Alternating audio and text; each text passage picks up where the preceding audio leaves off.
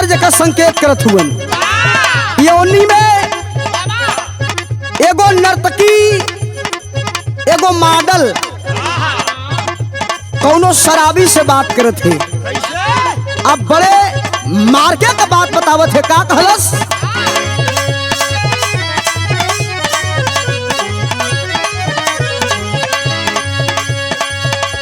कहलस कि ये मोर करे जाहो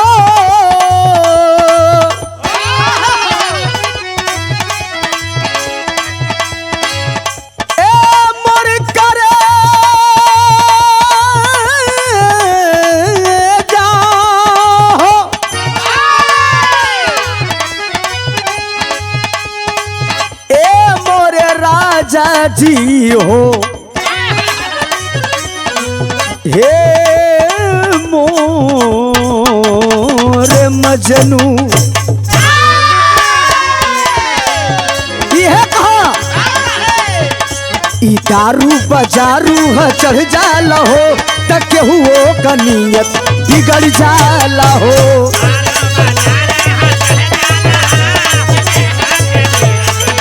बिगड़ जाला हो।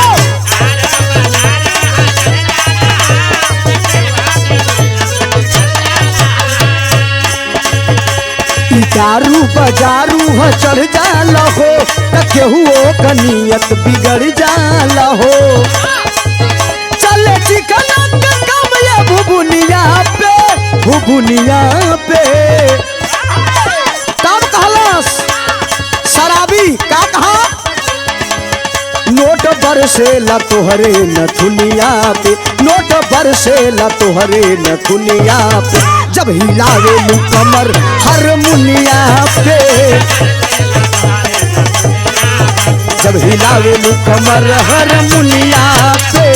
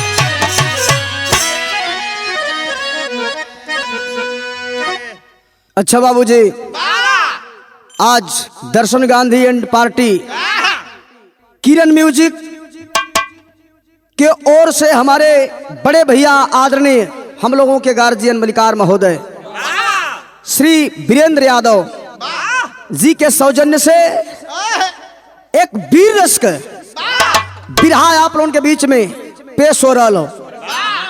हमके आशा नहीं, उम्मीद हो, विश्वास हो कि आप लोगों के पसंद आई। जवन प्यार दुलार हर एक कैसेट में आप लोग दे ही ले जा, हमन की मंच से लेकर के कैसेट तक आप लोग जवन प्यार दुलार दे ही ले जा। हमके उम्मीद हो, विश्वास हो कि एवनी बिरहा के भी सुनने के बाद वह प्यार मिली। वीर रस का कहानी हो, 4 लाइन कभी जी लिखा तुम भूमिका के अंदर मास्टर साहब उठा के देते नहीं।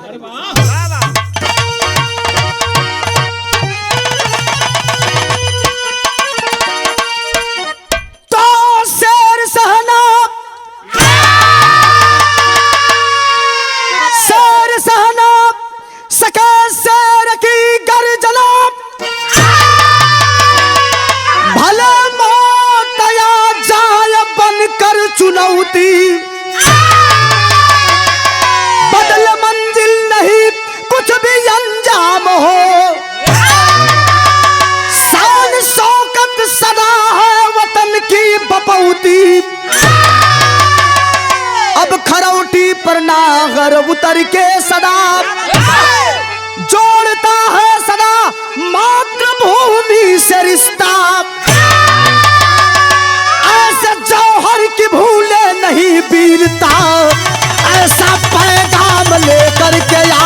फरिश्ता।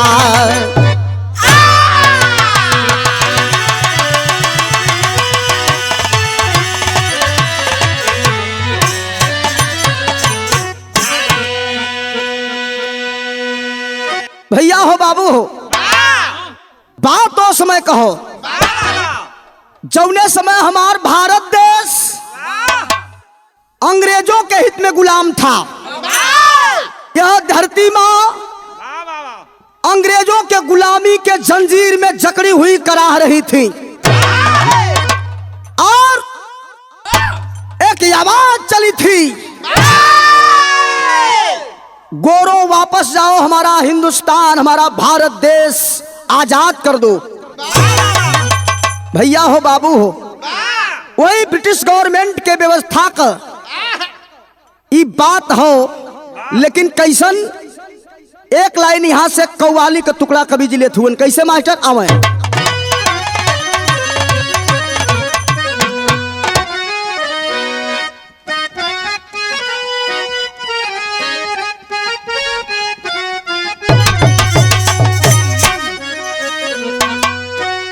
हाँ तो पुरान, लेकिन आज भी एक कशिश बरकरार हो।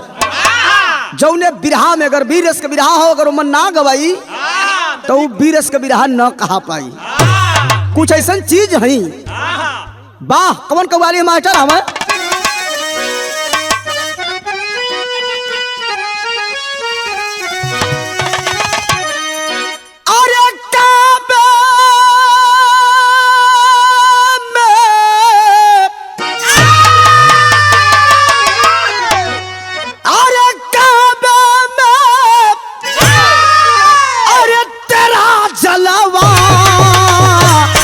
काशी में नजारा है।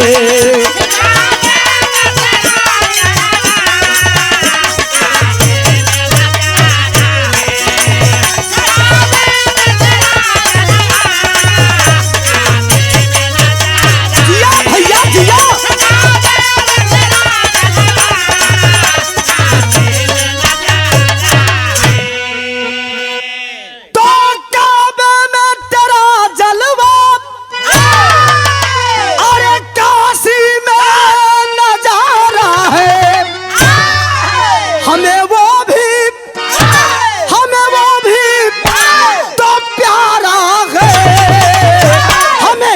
भी तो प्यारा है। जियो से मेरे जवान, जिया भैया जिया।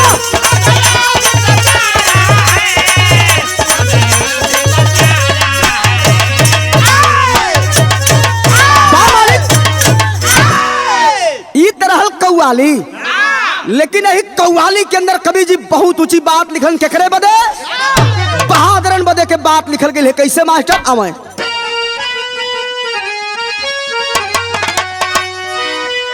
अरे भुजबल के, अरे भुजबल के, अरे जमाने में था शोर जवानों का।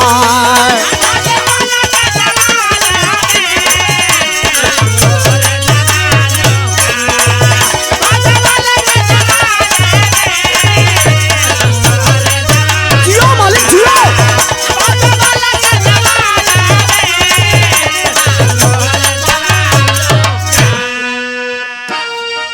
तो भुजबल के जमाने में था शोर जवानों का।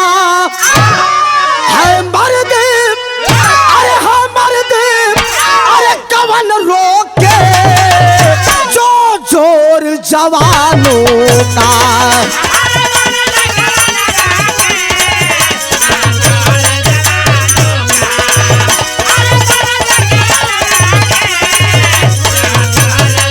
जियो जियो मालिक जियो।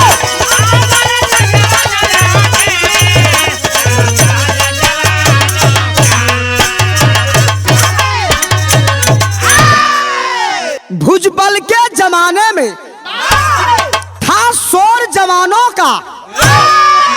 अरे हम मर्द कौन रोके जो जोर जवानों का। जिस वोर जवानी चलती है उस वोर जमाना चलता है। बाबू हो भैया हो, बहुत बिरहा आप लोग सुन ले हो बा, लेकिन हाई बिरहा जो आप लोगों के बीच में गावत चलत है एकदम देशभक्ति बिरहा हो। हमारे भारत के एक एक बहादुरन के जवन हर रोम रोम में करंट और बारूद भर दे वाला ये बिरहा है। बारे वो जमाना, बारे वो जमाने के लोग। आज तो हम लोग बड़े फक्र से कहते हैं हम आजाद हैं, लेकिन इस आजादी को लाने के लिए कितने बहादुरों ने अपने खूनों की, अपने प्राणों की आहुति दिया है इस भारत के लिए। आज वही वीर जवानन का गाथा आपके बीच में हम बिरहा के माध्यम से पेश करत है। लेकिन कहानी का शुरुआत हो, कहानी हो कहाँ का, कैसन कहानी है, उठा के रह जौहरी शहर मास्टर।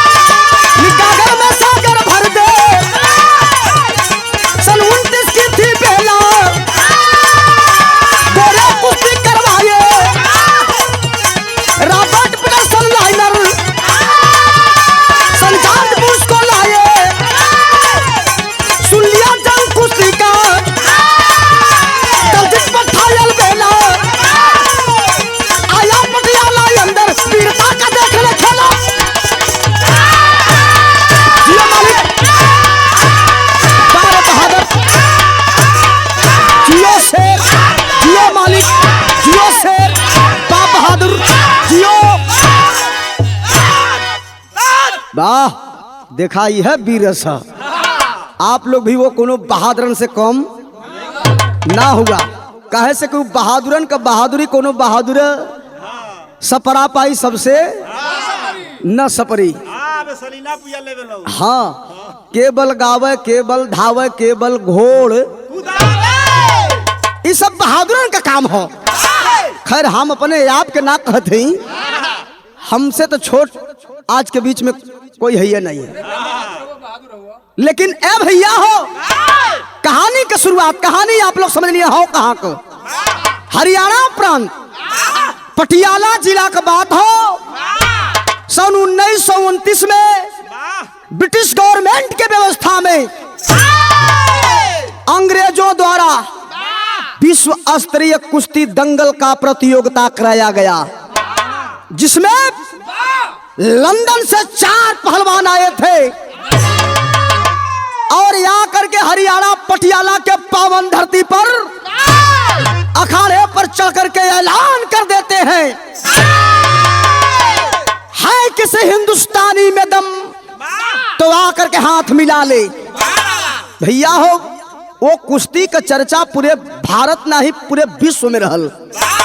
सारे लोग उपस्थित हुए, पूरा एकदम हमारे देश के जितना बढ़िया बढ़िया लीडर से लेकर के जितने नेतृत्व करता थे, सारे लोग एकदम अखाड़े के अगल बगल बैठे हुए थे। महफिल एकदम खचाखच भरी हुई थी। 4 पहलवान रॉबर्ट पीटरसन, लाइनर और जॉर्ज बुश आकर के चारों दहाड़ते हैं और भारत माँ के बहादुरों को चैलेंज करते हैं, अगर तुम्हारी माँ तुम्हें दूध पिलाई है, अगर सच्चे भारत के सपूत बनते हो तो आओ यहाँ करके हाथ मिलाओ, देखा जाएगा कि तुम में कितना ताकत है, कितना तुम्हारे अंदर हौसला है।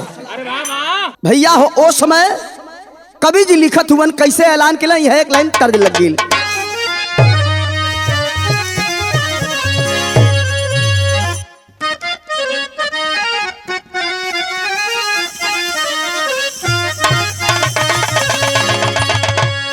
देखा, बड़ी पुरान गीत हो, लेकिन रस एकदम ये गीत के एक एक शब्द में रस हो। पुरान चीज में रस रहेला भैया। भैया पुरान कौनो चीज होकर बड़ा रस रहेला। जैसे मैं अब आप लोग बता सको तो हम तभी नयन है कैसे आवा।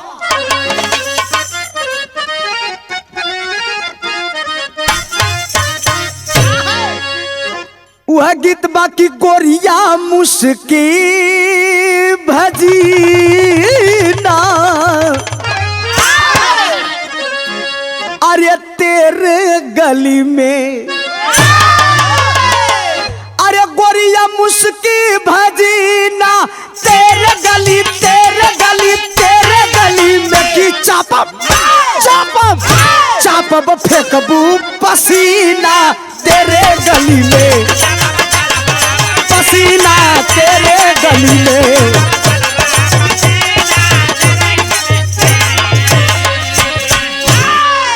ई तरह तर्ज लेकिन बिरहा के अंदर कभी जी बात लिखत हुअन अंग्रेज पहलवान आकर के ऐलान कैलन का अरे यही ले गोरे गुमानी पानी लूटे ना अइले गोरे गुमानी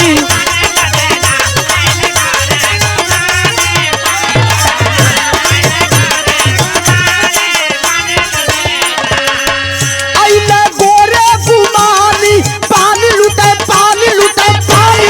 ना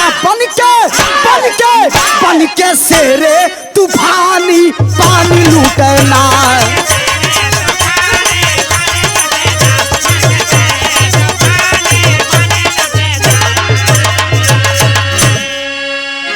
ऐलान करत हुअन का कहलन मास्टर अरे कसी के नी गोटा दिहल ऐलान सुनाई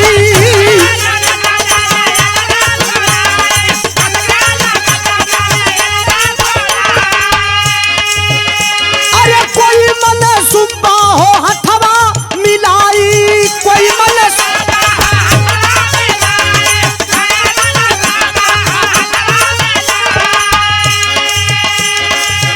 सुने सब हिंदुस्तानी पानी लूटे ना यही न गोरे गुमानी पानी लूटे ना।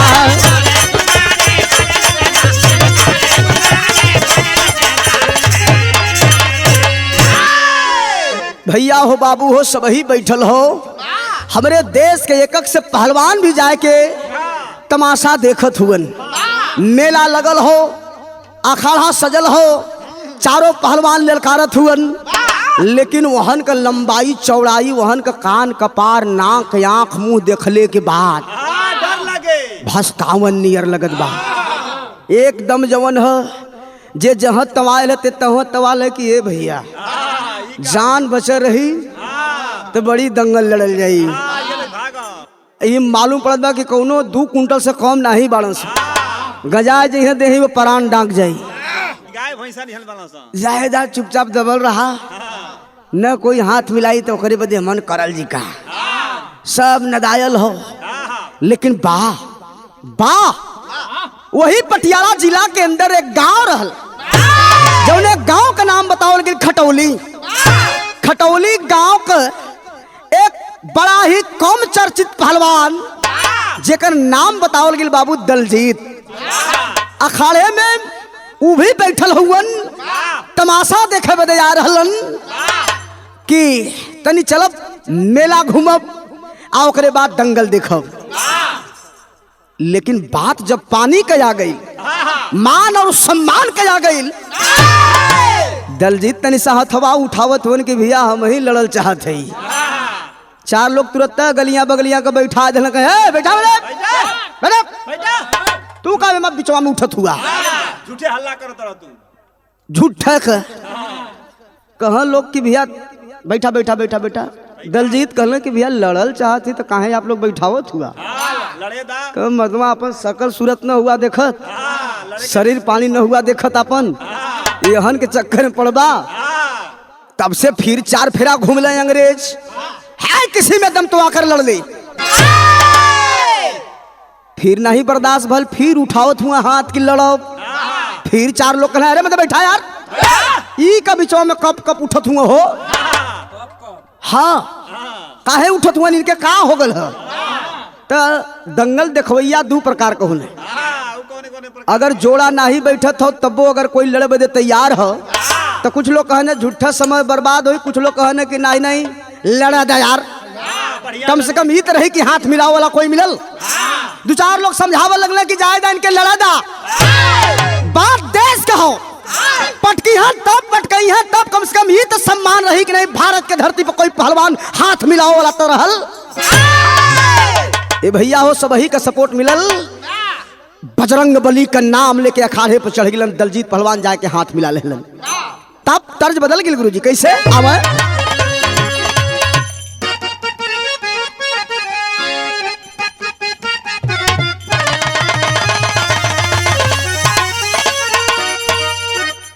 झूलनिया का गुजवाब,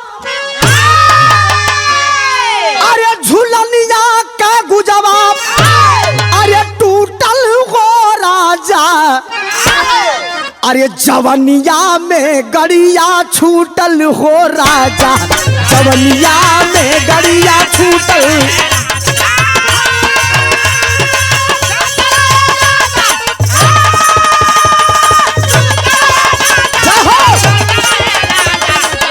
जवनिया में गड़िया छूटल हो राजा, जवनिया में गड़िया छूटल। ई तो हमन के दादा के जमाने का गीत रहल, लेकिन एक आधुनिक जमाने में एक गीत और हो, दीपक भैया आई रहल, जोधन चाचा एक गीत और आई रहल, जौने में देखावल गल एक 80 बरिस के पुरनिया, 80 बरिस का बुढ़ा कपारे पर मौर बनले ऐसने पियरे ओकरो रहल जवन है, मान के चला कि शादी के जवन शगुन होला पियर का गमछा जवन है, एक ठे लड़की जींस पहन के पीछे पीछे ओकरही में जोड़ले रहल, लड़किया पीछे पीछे बुढ़वा ठेगुनी लेके आगे आगे मौर बांध के आवत रहल। आयल दुआरी पर लड़कवा बड़ी खुश भले कल लइका रहल, कलश की अरे बाबू तो बड़ा सुगर मुगर चिड़ई लिएला हो, अब तो फलनवा के घरे में कुदले से लाज जूता खैले से जान बचे। बुढ़वा कहलस की अरे ता कहे खुश होत हुए, एक हम अपने बदलिया लइए से हम बियाह कैले हई 5 बीघा बेच के पकौड़ी गन से। लड़कवा कहलस के दे मर्दमा बुढ़ा खाली खोखते भर बड़ा बाड़ा खोखत पकड़ले बा दामा, लेके आइल बड़ा आवत हुआ 16 बरिस का कनिया लेके। अरे मर्दमा बुढ़ा, अरे मर्दमा बाऊ, मजे के मर्दमा मेहरुआ झोकारत हो, कहला समझौलस अपने बाऊ के का समझलस भैया। अरे जवानी में के तनिन के, अरे जवानी में के तनिन के खैला ये बाबू, अरे बुढ़ौती में काऊ धैला ये बाबू, बुढ़ौती में काऊ धैला ये बाबू।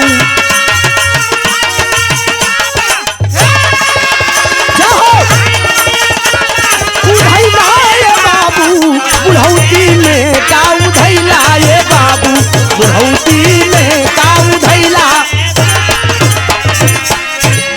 लेकिन बाहर हमारे देश के जवान, बाहर खटौली गांव का रहने वाला बड़ा ही सीमित परिवार से गरीबी में भी जिंदगी बीतत हो, लेकिन चढ़ गया देश के मान और सम्मान के लिए अखाड़े पर चढ़ जाते हैं दलजीत, तब होता है क्या।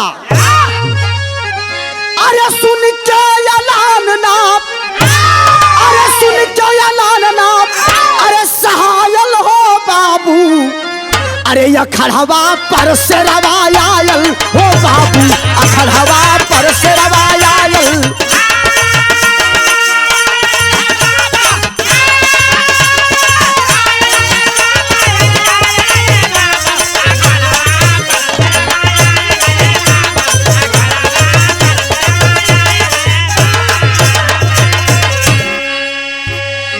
अरे दिल में तस्वीर राणा का हल्दी घाटी, और चंदन से बढ़ के वतनवा के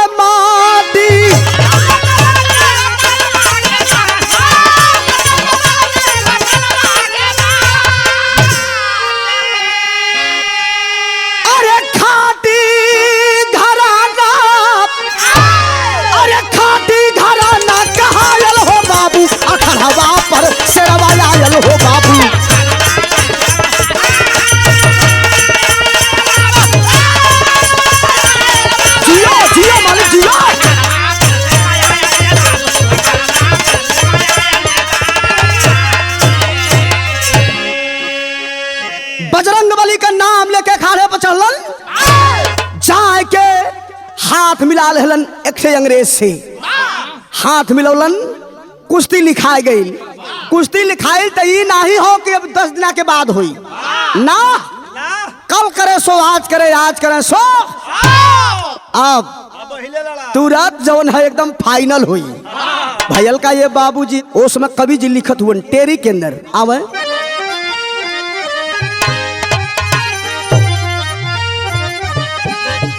अरे दहाड़ा भारत माँ के शेरवा, हरे मोर राम,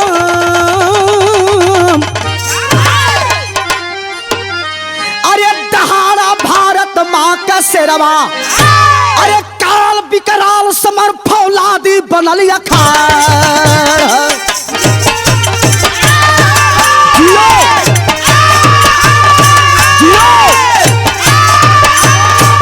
जियो मालिक, क्या बात है। चढ़ गया अखाड़े पर नहर, अरे चढ़ गया अखाड़े पर नहर, तब जॉर्ज पीटरसन भाप गया, रग रग में लोहू उमड़ पड़ा, अंग्रेज कमीना कांप गया।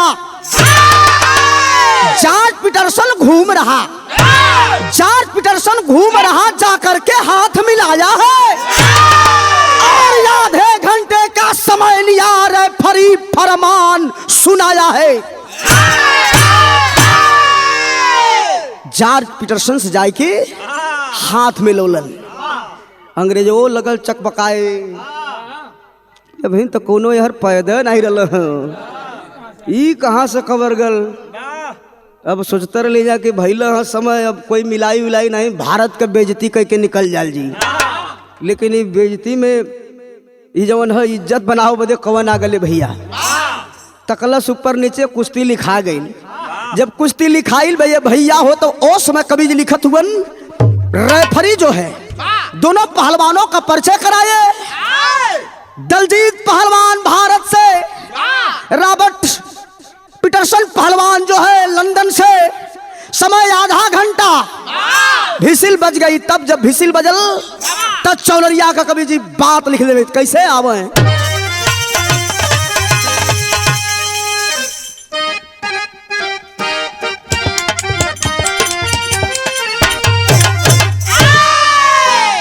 अरे तब बारी उमर कमर लचकनिया,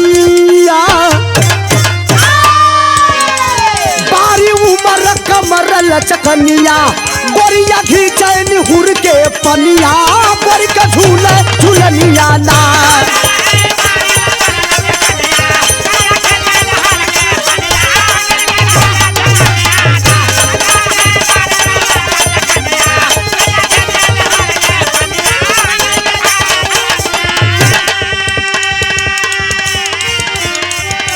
लेकिन हाई देखा कुश्ती हो लगल, कैसे हो थे मास्टर।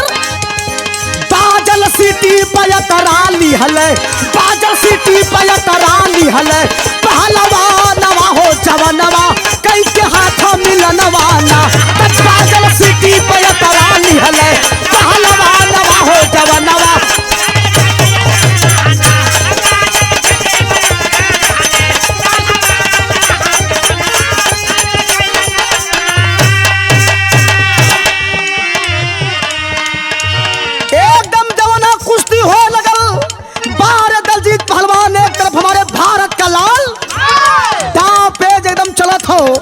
जे पहलवान भैया हमार सुनवैया हो तनिसा ये पहलवानी जंग में दाव का भी आनंद ले। दाव कौन कौन मारत हुए लोग। पीटरसन दिया निकास चलाई,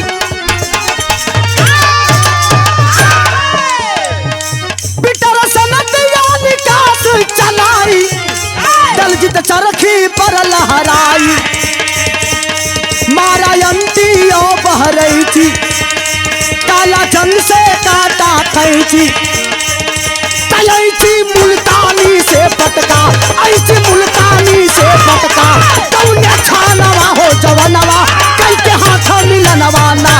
ऐसी मुल्तानी से पटका, कौन छानवा हो जवनवा, कई के हाथ मिलनवा ना।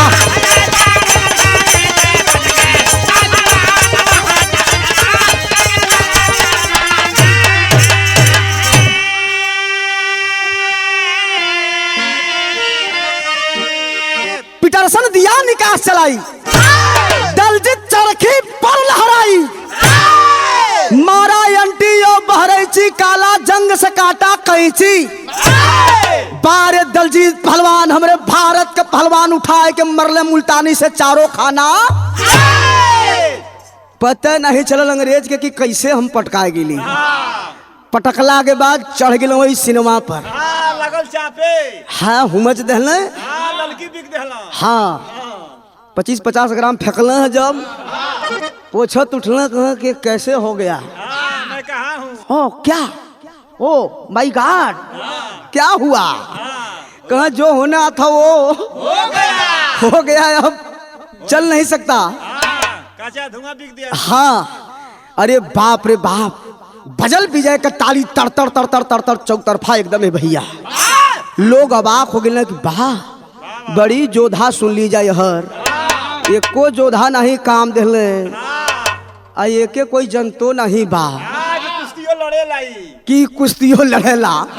ऐसा लड़लस बार हमरे देश के पहलवान, दलजीत पहलवान।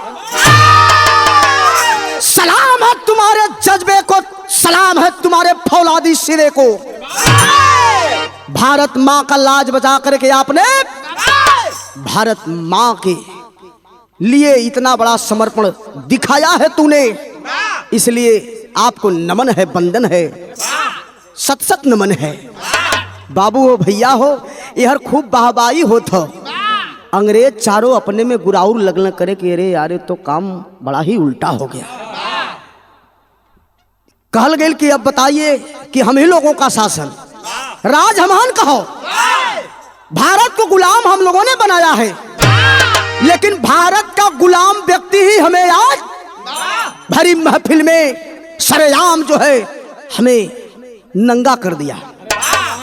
ये बर्दाश्त नहीं होगा।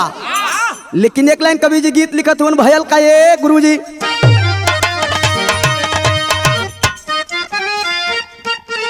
ओहो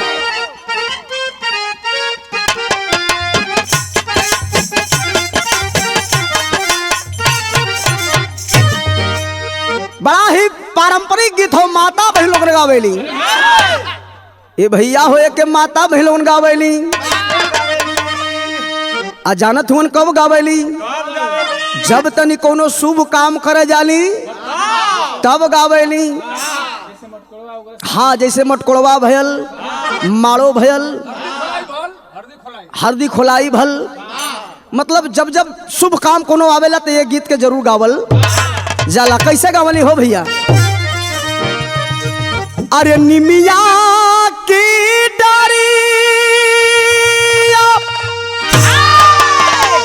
अरे मैया नावाली झालुआ हो कि झूली रे झूली, मैया हो झूली रे झूली, सातों बहिनी गावे लिखतिया हो कि झूली रे झूली ना।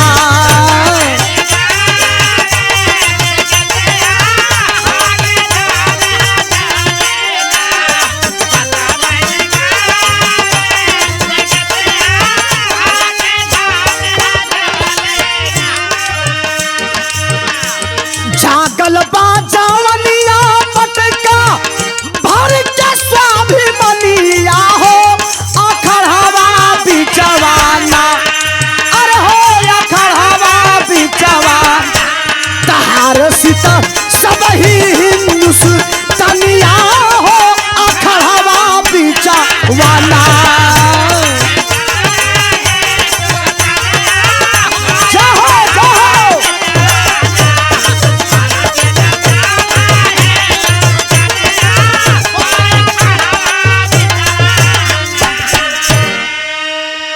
भैया हो बाबू हो, एकदम चौतरफा एकदम खुशहाली आ गई कि वाह वाह रे दलजीत पहलवान, भारत की मर्यादा आपने बचाया है। तब सोचा लंदन का जब पनिया हो अखड़वा बिचवाना, अरे हो अखड़वा बिचवाना, कई नजर के अभिमनिया हो अखड़वा बिचवाना।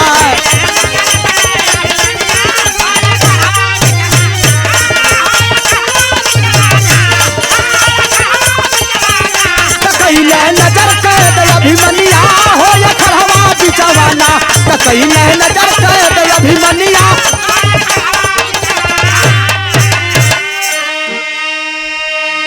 एक तरफ जो है चारों तरफ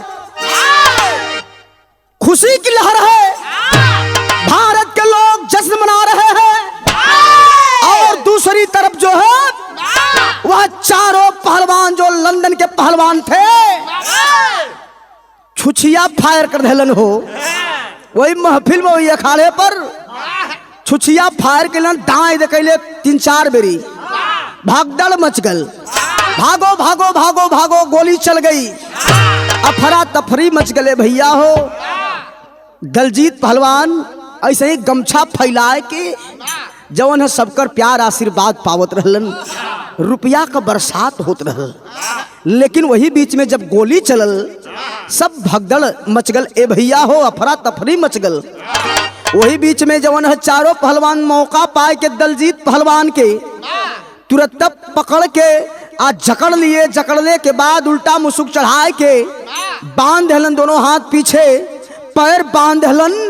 बढ़ला के बाद हेलीकॉप्टर में लाद करके लंदन लेकर चले गए। लंदन लेके चल गए ये बाबू हमरे देश के पहलवान के हो, ले जाए के आतना देत हुवन, मारत हुवन, बर्फ के सिल्ली पे लौटाए के लोग मारत हुवन। बता दे हरामजादे क्या तुमको क्या दिक्कत थी जब किसी ने हमारे सामने खड़ा होने का किसी ने जरूरत नहीं किया तो तुम कैसे? इसकी सजा तुम्हें मिलेगी। वह जेल में बंद के लिए हुवन आई हर घरे दलजीत पहलवान का दुल्हन जेकर नाम बताओ गिल उर्मिला, 12 साल का लड़का भी इकट्ठे हो, नाम बताओ गिल समरजीत। दोनों मतारी बेटवा जोहत हुवन, बेटवा समरजीत जोहत हुवन। पापा गईले मेला देखे बदे के कुछ मिठाई लेके अइहन, जलेबी लेके अइहन। लेकिन बाबू तो चले गए लंदन, जेल में कैद हो गए। इंतजार की घड़ी अब खत्म हो रही थी।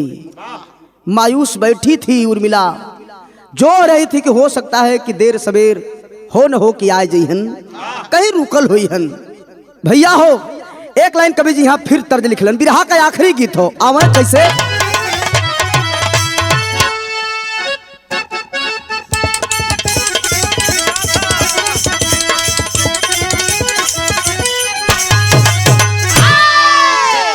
वह गीत बाकी अरे ससुरे से रूसल बाती, ससुरे से रूसल बाती, रियावा न हो धैनी नहीं हरे करा।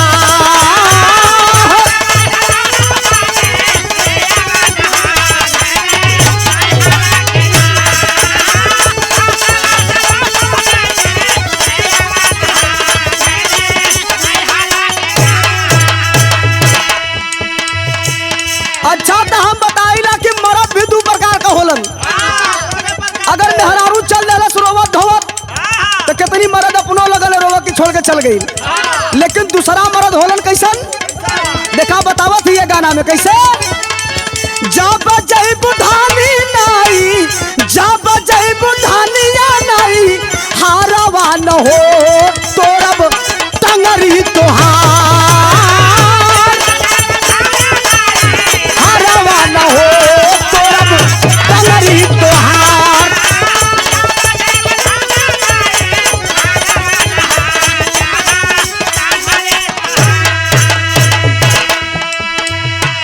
लेकिन उर्मिला इधर घरे इंतजार करत हो। बाहरे दलजीत पहलवान अंग्रेजन के गिरफ्त में हुए भयल का धोखा कैला पापिया का, धोखा कैला पापिया का, सैया न हो चलल सयवालिया।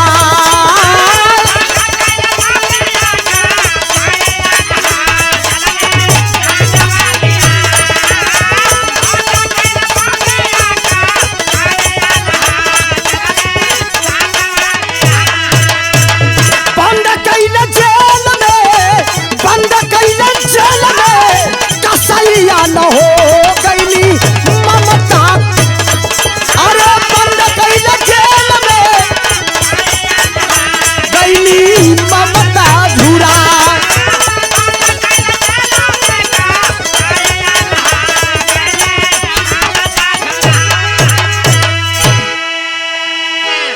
समय लंदन में ले जा करके जेल में डाल देते हैं बाबूजी। दलजीत पहलवान के घर इधर जो है उर्मिला और उसका जो नन्हा सा बच्चा था 12 वर्ष का, जो ने बबुआ का नाम बतौली है समरजीत बतावल गई। इंतजार करत हुए लोग पापा ना आइलन, लेकिन वही गौवा के एक ठे जमींदार व्यक्ति रहलन कैलन का त गौवा का रहला दौलत सिंह जमींदारवा।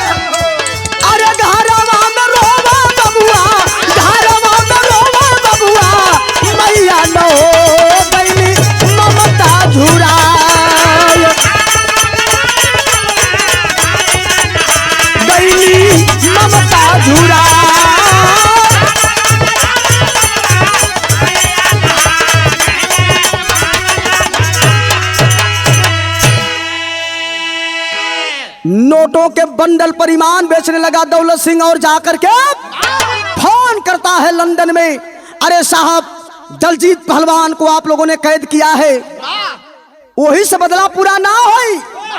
अरे बदला पूरा होई कब साहब?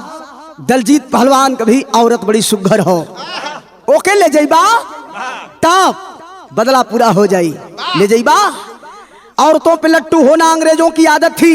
उड़ान भरता है अंग्रेज और आकर के उर्मिला को भी और उसके 12 वर्ष के बच्चे समरजीत को भी कैद कर लेता है।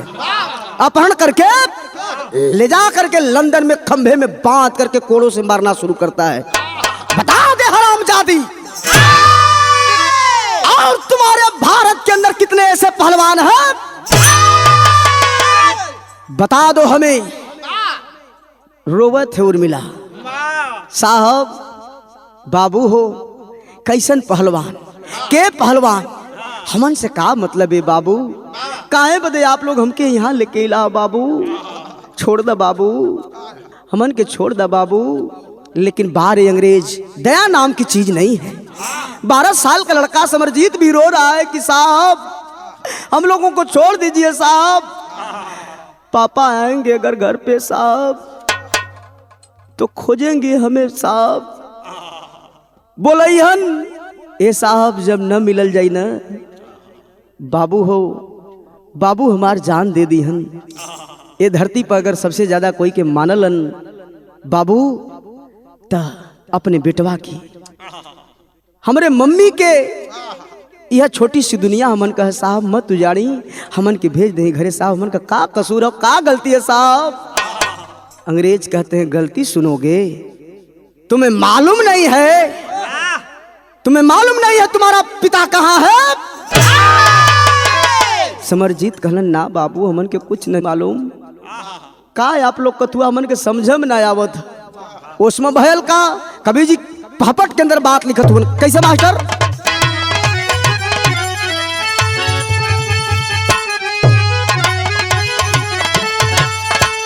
अरे करके अपहरण चेहरा पापी निहार मारा अभिमानी। अरे करके अपहरण चेहरा पापी निहार मारा अभिमानी।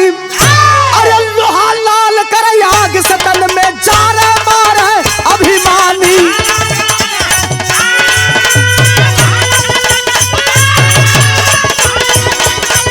जियो जियो मालिक जियो, मगर मुंह से यह न निकला देहली प्राण गवाई हो। मारत हुए सब।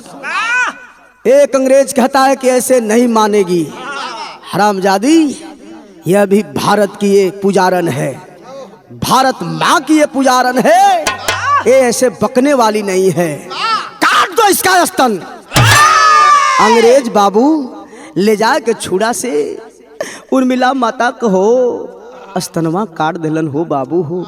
लोहुआ लोहान धरती पे हाथ बंधे हैं और वह माँ भी तड़प तड़प करके जो है इस दुनिया को छोड़कर चली गई।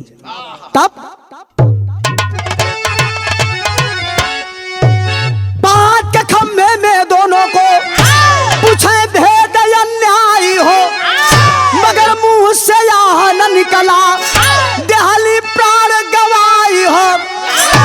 काट लिए, अरे काट लिए स्तन धरती चित्कारे मारे अभिमानी, लेकिन समरजीत ना यहाँ पर हिम्मत हारे मारे अभिमानी।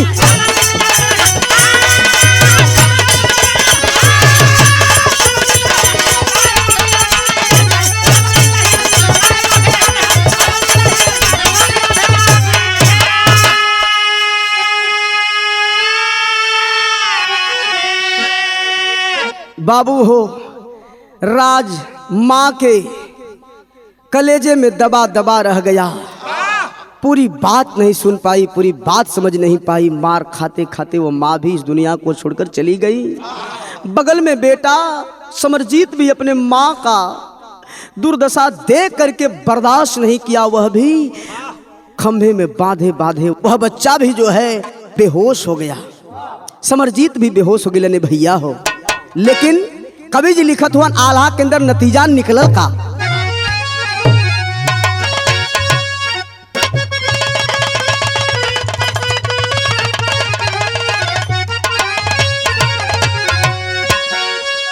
अरे जाने का गद्दार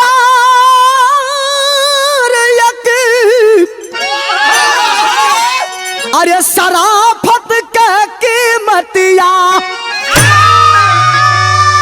अरे मोरे राम जानी का कसैया हो गैया का दूल्हा।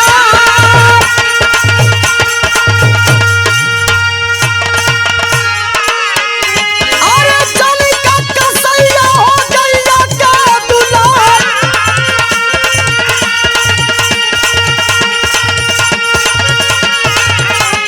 वैसे नजर काट गैया दलजित पीरावा के,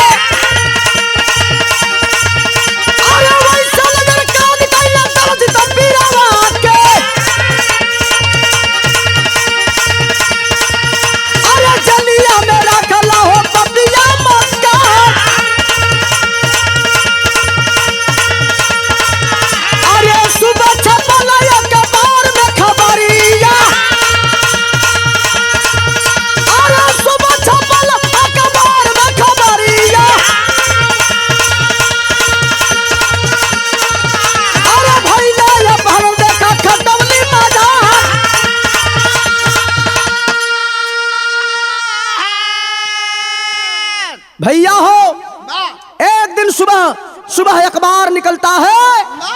आए दिन दलजीत पहलवान अखबार पढ़ता था। जेल के अंदर अखबार में आया था कि भारत से हरियाणा प्रांत और पटियाला जिला खटौली गांव से 2 व्यक्तियों का अपहरण हुआ, जिसमें एक महिला एक पुरुष, रिश्ते में माँ और बेटे। महिला का नाम उर्मिला बताया गया और बच्चे का नाम समरजीत बताया गया। समझत टाइम नहीं लगले भैया हो। दलजीत समझ गिलन कि हमके तो लिए इलन सब, लेकिन हमारे परिवार के भी ये सब लिए इलन, बचावे के पड़ी, नहीं तो हमारे परिवार के भी सब मार दिहन, बचाना होगा। लेकिन जेल में कैद है और जैसे बाघ जवन है, शेर जैसे जेल के अंदर जवन है तड़पड़ाला हो, वैसे दलजीत जब सुनले कि हमारे परिवार भी यहाँ आगल है, ये सब लेके आगल हुवन, तड़पड़ाए लगलन। एक छोटा सा खिड़की हो, सोचलें कि कूद जाए वो पार, आ जाए के जान बचा दे। तब तक भयल का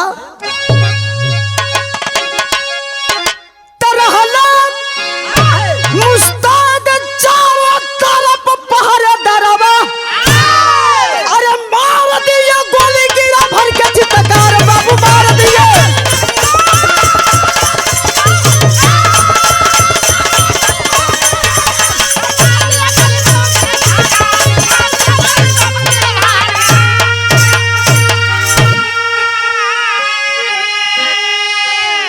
भैया हो बाबू हो, जब वही हमारे दलजीत पहलवान खिड़की से कूदल चहलन वो पार, चारों तरफ अंग्रेजी फोर्स जो है मुस्तैद थी, चला दिए सब तड़तड़ तड़तड़ गोली, छलनी हो गया मेरा जवान।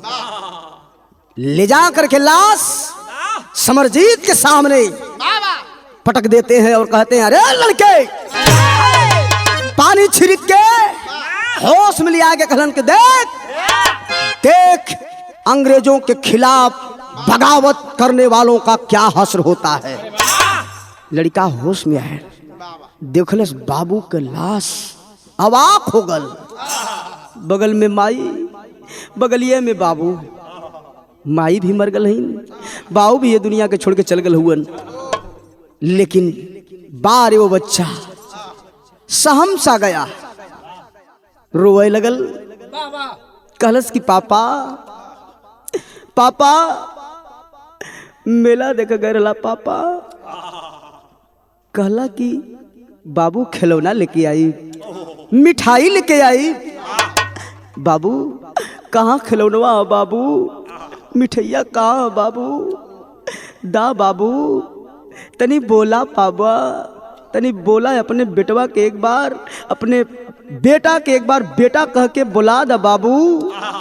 माई देखा सुतल है ना, जैसा जगाए दा पापा, माई के जगाए दा, अभी हम खाना ना कैले पापा, जगा दा माई, कदा कि माई हमके खनवा दे पापा। अंग्रेज कहते हैं, अरे लड़के ये क्या बहकी बहकी बात कर रहे हो, तुम्हें मालूम नहीं है कि सब मर गए हैं। बाबू हो अंग्रेजन से कहलस कि साहब ठीक है पापा, हमार मम्मी मर गलुअन, कोनो बात नहीं है, तैसा हमार अथवा जो बदल है साहब छोड़ दा लोगन, तैसा अपने माई बाबू का चेहरवा निहार लही, तैसा हम मुहवा के चूम लही साहब, ये दुनिया हमार के रगल साहब, छोड़ दा बाबू। सोचले अंग्रेज की ये बच्चा है करेगा क्या, इसको छोड़ो। छोड़ दिए, माई बाबू का लाश अपने कोरा में रख के चुमत हुअन। बेटवा एक तरफ आंखों में आंसू की धारा है, दूसरे तरफ उसी आंखों में आंसू के साथ बारूद बह रहा है। अचानक लंदन के जितने भी पहलवान थे जश्न मनाते हैं कि अब तो हम लोगों ने भारत का अपमान का बदला ले लिया। और जश्न मनत हो, दारू छनत हो। लड़का अपने माई बाबू का लाश जमीन पर रख के एगो काम केलस, का केलस मास्टर, खड़ी के भाग।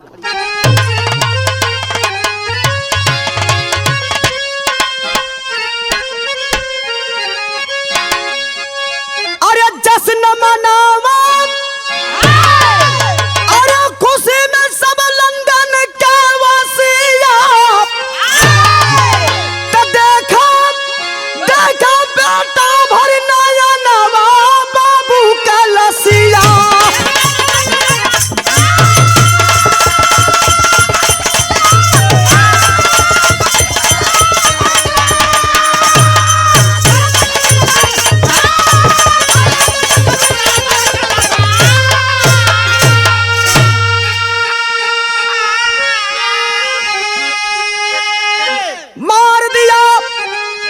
को गोली समरजीत ललकारा, तब पीछे से गोली भर के जॉर्ज बुश को मारा।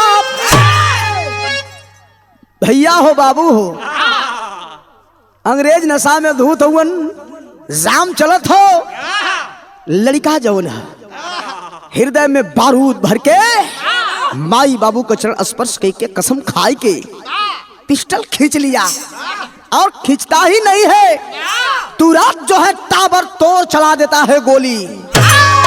चारों जाने वो इतना चारों खाना चेत ले लिया अपने माता पिता का भी बदला ये भी बच्चा। नतीजा निकल का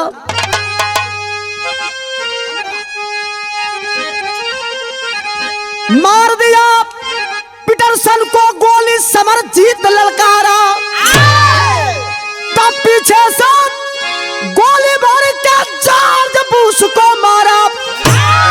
तो सारा सारा हार से तो हिंदुस्तान आवा बाबू का लसिया।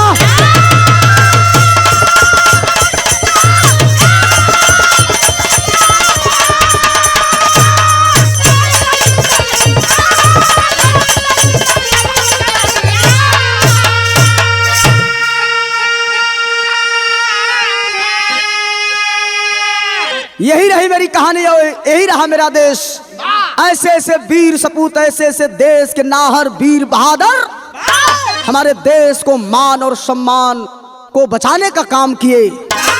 भले अपने आप को और अपने पूरे परिवार को इस धरती के लिए बलिदान कर दिए, लेकिन कदम अपना पीछे नहीं हटाए। ऐसे ऐसे बहादुरों की गाथा कवि जी लिखते हैं। आखिरी भाव घराने का परिचय आवा।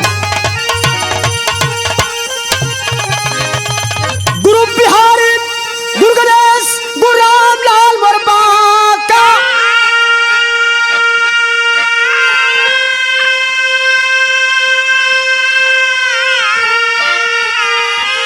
अरे स्वर्ग चंद्रिका कवि कलहरा विजय पताका।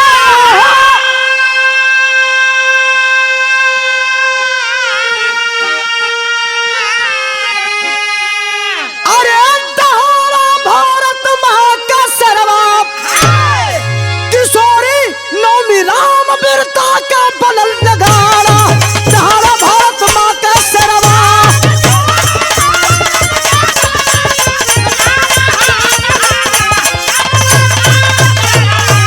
भारत माँ का सरवा।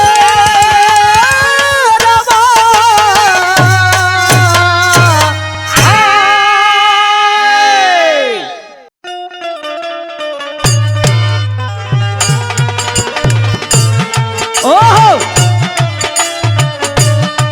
कोई जवाब नहीं है मास्टर साहब, बहुत अच्छे।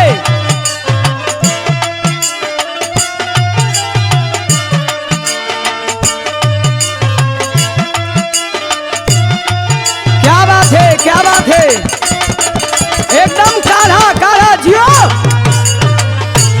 ओहो,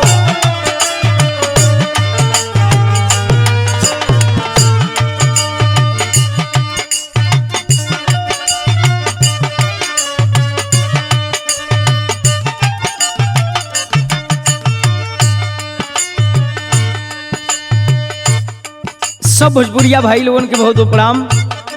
विराह के श्रोता सज्जनों को मैं आपका भाई, आपका बेटा बुल्लू मस्ताना एक बार पाँव छू के गोर लगाता नहीं। विराह गावे से पहले एगो हमारे संतोष भैया मास्टर साहब के दिमागी हरकत बा। एगो मोहब्बत का मारल लड़का अपने बेवफा प्रेमिका से कहता है, क्या कहता है मास्टर?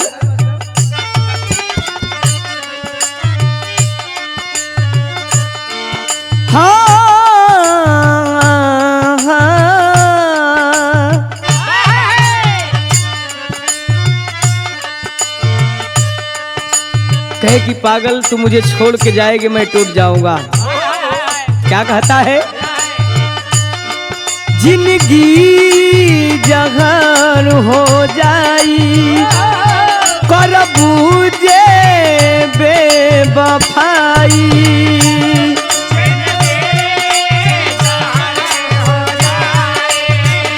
और बहुत अच्छे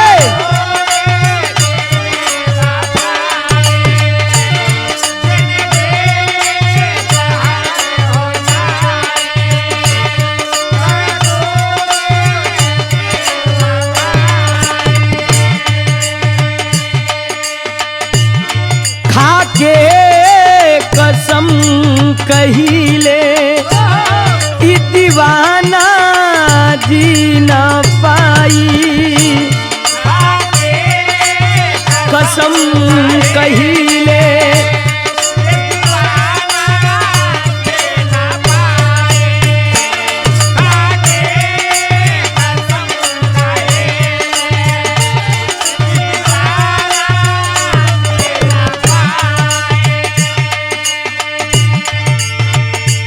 जिंदगी जहर हो जाई कर बूझे बेवफाई। खाके कसम कहिले ई दीवाना जी न पाई। तोहर करब ना पीछा ये अंतिम बाईछा।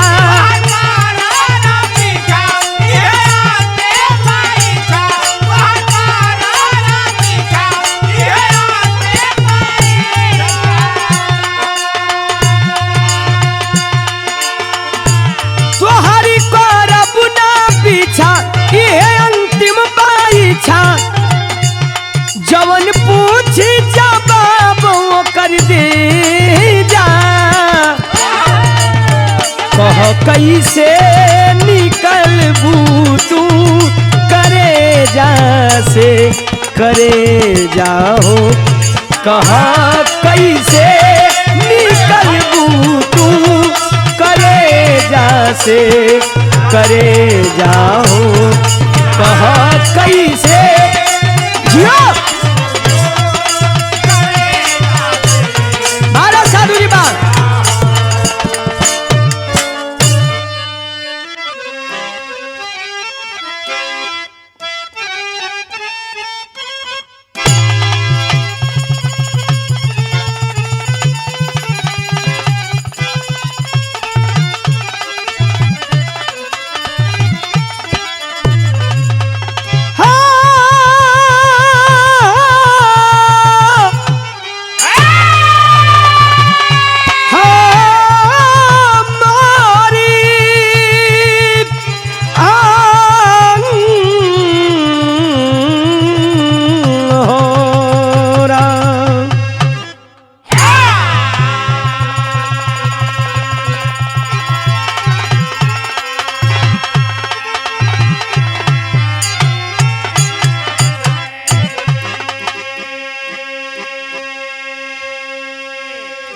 अच्छा बाबूजी, मैं आप सभी का छोटा भाई आपका बेटा बिरहा गायक बुल्लू मस्ताना अपनी पूरी टीम की ओर से आप सभी का तहे दिल से स्वागत अभिनंदन वंदन है, नमस्कार प्रणाम करते हैं। और एक सच्ची कहानी आप सभी के बीच में प्रस्तुत है किरण म्यूजिक की धमाकेदार प्रस्तुति आदरणीय हमारे बड़े भैया वीरेंद्र यादव जी की देखरेख में, जो पूरे हिंदुस्तान को झकझोर करके रख दिया है। इस गीत को आप लोग जरूर सुने और पसंद करें। मुझे आशा उम्मीद है कि आप लोगों को जरूर पसंद आएगा। एगो ऐसन बिरहा आप लोगों के बीच में गावे जात बने जौने का आज चर्चा बा, पूरे हिंदुस्तान में जवनी घटना बा झकझोर के रख देले बा। हम बताते हैं साधु जी, प्यार करना जब पाप है तो प्यार तो भगवान कृष्ण भी किए थे। प्यार करना तो ठीक है, लेकिन प्यार में पाप करना ठीक नहीं है। तो आइए यहीं से मेरे गीत की शुरुआत होती है। बिरहा में भूमिका से भाव लगा मास्टर साहब कैसे?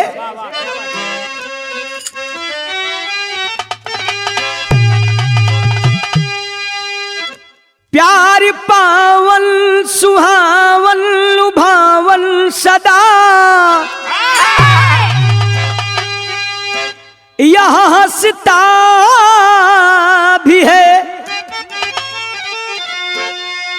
और रुलाता भी है, चूक इसमें कहीं जो जरा भी हुई तो दीवानों की कश्ती डुबाता भी है। प्यार पागल बनाता जमाने को है, कितने जोड़े यहाँ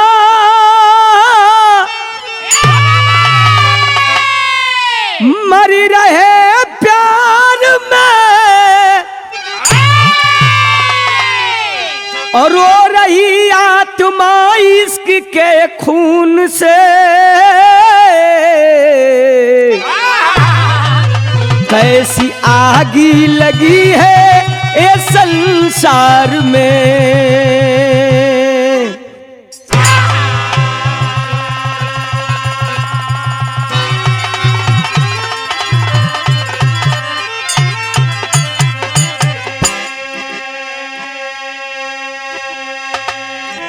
बिरहा के श्रोता बंधु, प्यार करना जब पाप है साधु जी, प्यार करना जब पाप है तो भगवान भी प्यार किए थे। ये वही भारत है, ये वही देश है जहां हर दिन करोड़ों करोड़ों आशिक और मासूका को जलाया जाता है। लेकिन बिरहा में एक लाइन गजल का नमूना बा मास्टर साहब कैसे?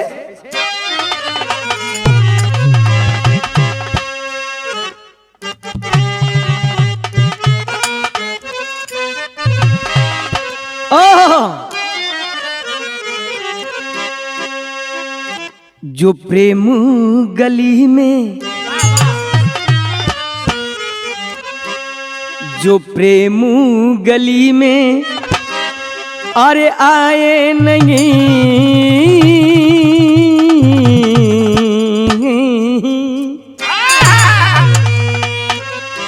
जो प्रेम गली में अरे आए नहीं, ओ प्रीतम का ठिकाना क्या जाने, जो प्रेम गली में आए नहीं, ओ प्रीतम का ठिकाना क्या जाने।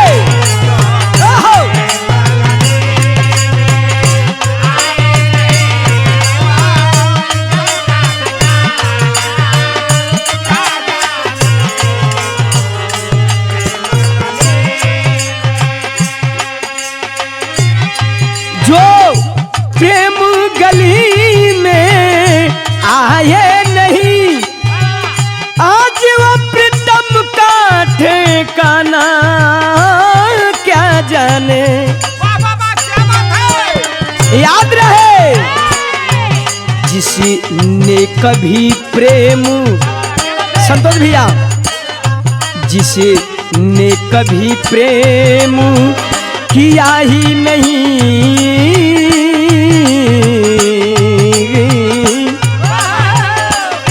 जिसने कभी प्रेम किया ही नहीं, वो प्रेम निभाना क्या जाने, जिसने कभी प्रेम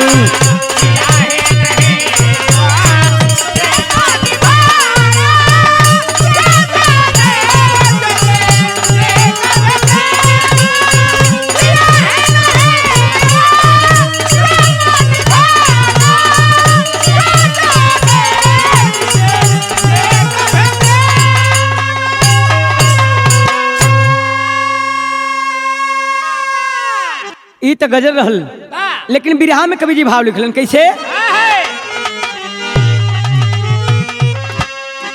लग जाला जियरा और जेकरा से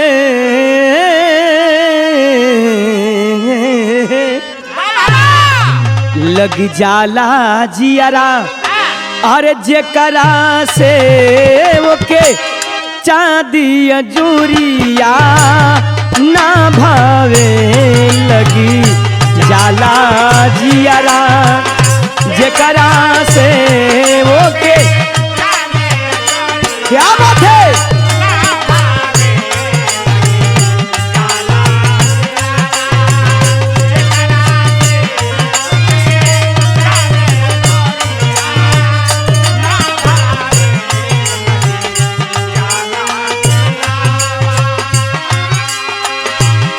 लगी जाला जियरा जेकरा से आज वो क्या चांदी अजूरिया ना भावे। काहे बस जाला जे दिल के भीतरा,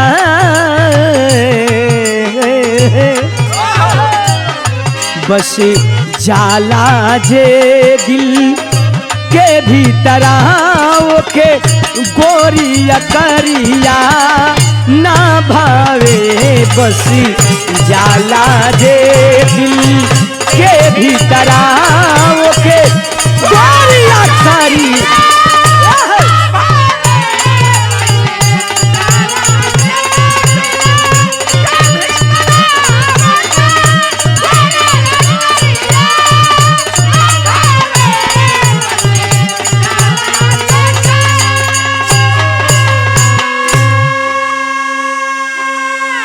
ये से कहानी की शुरुआत हुई मार साहब कैसे।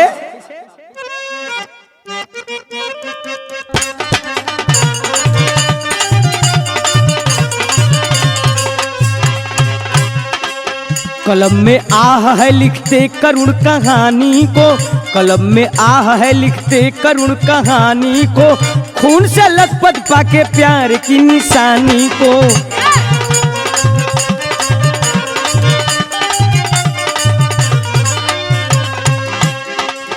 कहानी कहाँ के बा के कर बजर तनी ध्यान दे। प्रांत बिहार अररिया में ऐसा पाप हुआ, प्रांत बिहार अररिया में ऐसा पाप हुआ, कांपती मानवता हैवानियत संताप हुआ।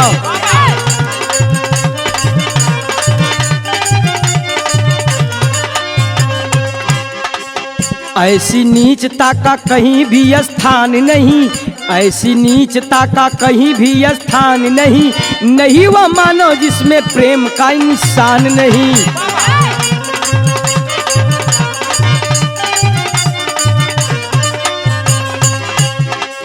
गाँव रहरिया थाना रानीगंज बजरिया में, गाँव रहरिया थाना रानीगंज बजरिया में, उमेश यादव गुजारा करते थे बखरिया में।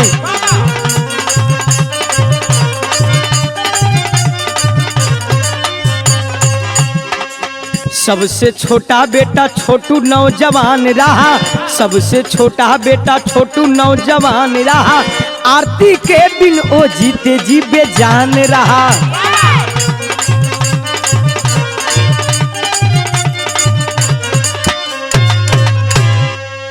तनी से 2 मिनट कहानी समझ ले। बाबा बिहार प्रांत के अंतर्गत अररिया जिला में एगो गांव, जौना गांव के नाम बतावल गेल रहरिया।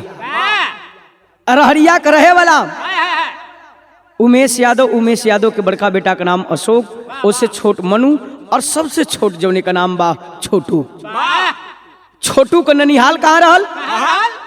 बढ़वा। रानीगंज में एगो बढ़वा गांव पर हो बाबू। वही बढ़वा आवे जाए में एगो लड़की दिल में बस गई। तो कहल जाला कि लव इज ब्लाइंड, प्यार अंधा होता है।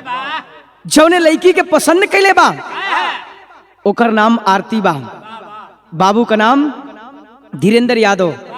धीरेन्द्र यादव की बिटिया आरती से एक तरफा प्यार हो गई। एगो लड़की के बुला के एक दिन छोटू कलश की सुन रहे बहनी, हाउ लड़की जौन बा आरती, उससे हमके प्यार हो गया बा, एक दिन बात करा देना। लड़किया कलश की पगलाल बड़ा, वो केहू से प्यार वार ना करेले, प्यार का नाम पऊ जरेले। कल तू हमार बात उसे कर, अगर ओके पसंद होई तो बात करी, ना तो ना करी। अच्छा तो एक दिन वो प्रेशर डालत बा आरती के, ए आरती तोरे प्यार में एगो लड़का पागल भइल बा, छोटू नाम बा। आरती बड़ी गुस्सा में भइल, डांट के कहलस अपने सहेली से कि सुन, हमके प्यार वार में कोनो इंटरेस्ट नहीं खे, हम प्यार ना करीला। लेकिन कहल जाला कि रसरी आवत जात के सिल पर परत निशान बार बार उकर सहेली जौन बा के प्रेरित करे लगल। आज जब प्रेरित करे लगल, एक दिन कल ठीक बा, बात कराई दे। जब बात करोले बा छोटू बड़ा खुश बा, आ खुश बात यहाँ एक लाइन तरह लगल मास्टर साहब, बड़ी रोमांटिक तरह संतोष भैया।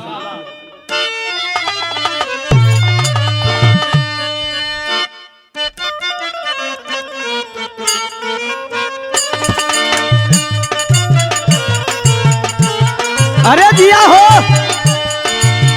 उहे तेरज बा, कोनो मेहरारू अपना दुल्हा से बड़ी प्यार करत रहल। एक दिन गोदना गोदे वाली आई और गोदना वाली से कहलस, का कहे, ए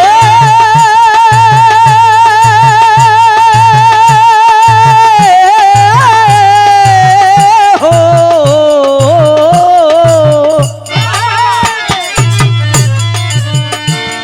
कहे गोदना वाली से का कहे, अरे चूड़ियों पर नाम हमारा, सड़ियों पर नाम बा, चूड़ियों पर नाम हमारा, सड़ियों पर नाम बा।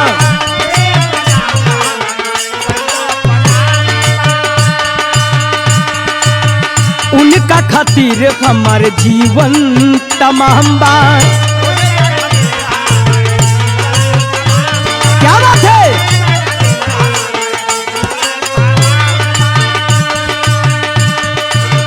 चूड़ियों पर नाम हमारा, सड़ियों पर नाम बा, उनके खातिर हमारे जीवन तमाम बा। सरिधा पूरा दमोर मनामा के, सरिधा पूरा दमोर मनामा के, गोद गोद खाली फाइन गोदनमा के।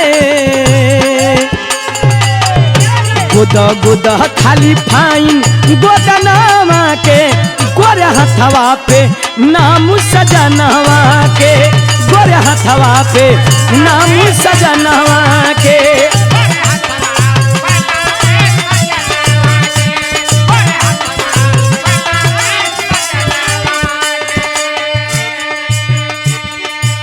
ई त तरज बा, लेकिन छोटू जब आरती से बात कैले बा इतना खुशी की बतावे वाली नहीं बात। जे प्यार कैले उ समझ तू कि कितना खुशी होला। संतोष भैया तू तो जलते वाला। छोटू आरती से कहलस, का कहलस? आरती से छोटू कहे एक दिन बतिया। अरे बाजे बा, क्या बात है मिजाज में।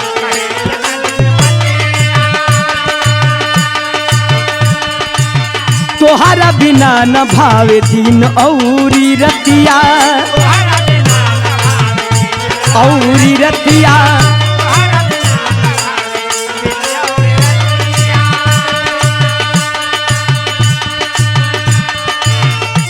अरे सरिधा पूरा द मोरे मनवा के, सरिधा पूरा द मोरे मनवा के। बोला बोला खाली, बोला बोला खाली एक बेरी फोनमा पे। बोला बोला खाली एक बेरी फोनमा पे। आई लव यू ए जान तनी मनवा से, आई लव यू ए जान तनी मनवा से। आई लव यू हमके तो से प्यार हो गई बा। छोटू कलश की आरती तो के जहिया से देखले बाड़ी हमके प्यार हो गई बातों से। मन नहीं खेलागत तोहरा बिन, जहाँ कहीं भी रहिला खाली तोहार चेहरा हमरे नजर पे आवेला। का कहे? अरे बाती बाती में बढ़ी गईल सुना बतिया।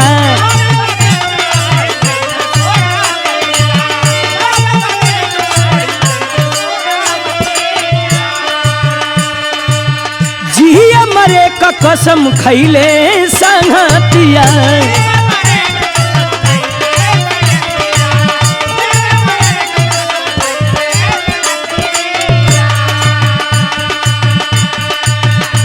खाली लौके तू ही सपनमा में, खाली लौके तू ही सपनवा में। अरे बोला बोला बोला बोला एक बेरी फोनवा में। आई लव यू ए जान तनी मनवा से, आई लव यू ए जान तनी मनवा से।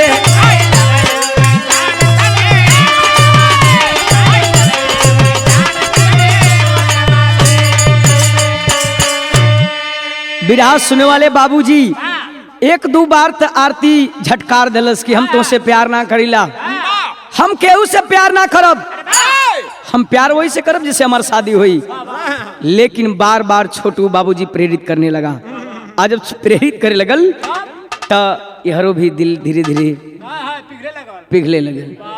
छोटू के प्रति आरती के प्यार होके लगल। आज जब प्यार हो गई अब तो रात रात दिन दिन भर बात होके लागल। धनराज भैया आज जब रात भर दिन भर जब बात होके लगल 2 साल बीतल बा। आज जब 2 साल बीतल तो एक लाइन बिरहा में और तर्ज लगत मास्टर साहब बड़ी पुरान तर्ज बा। सुना कोनो देवर अपना भौजाई से कहला ए भौजी इस सीजन बाम हाई ले लो बड़का बाबा हाई ले लो बड़का आए के खा लो। हाँ हो तनी बजा दे मास्टर साहब।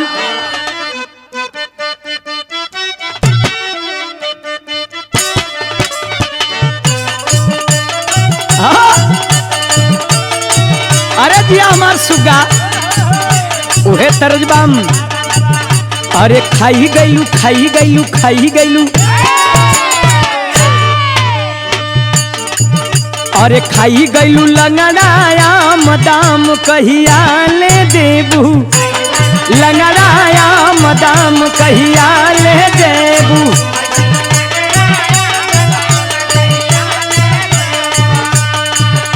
अरे कहिया ले देबू दाम कहिया ले देबू।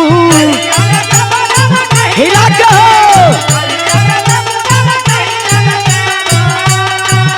अरे कहिया ले देबू हम कहिया ले देबू। और हिलावा।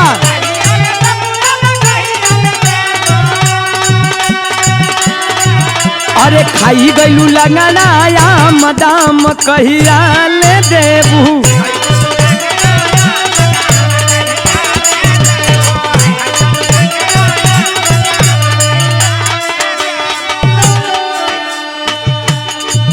लेकिन बिरहवा में भाव लिखलन कवि जी, दोनों और प्यार बराबर बा। आग दोनों तरफ लग गई संतोष भैया। आज जब आग लग गई तो कहेला कि चोरी हत्या पाप कबो छिपेला। अब प्यार तो ये आम बात बा, ये केहू केतनो छुपाही लेकिन छुपी उपी। तब कवि जी लिखलन, अरे दोनों ओरी दोनों ओरी दोनों ओरी, अरे दोनों ओरी एक ही बुखार प्यार परवान चढ़े लागल। और हिलावा दे और हिलावा हो।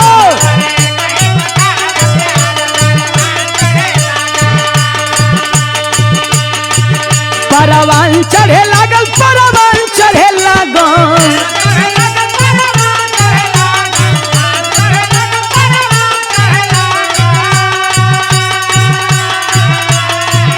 परवान चढ़े लागल परवान चढ़े लागल। अरे गली गली गली गली, अरे गली गली भइल प्रचार प्यार परवान चढ़े लागल। चार प्यार परवान चढ़े लागल।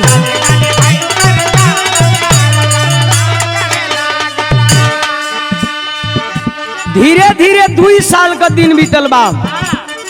अब गांव में चर्चा होखे लागल, ई आरती कैसे बतियावेले।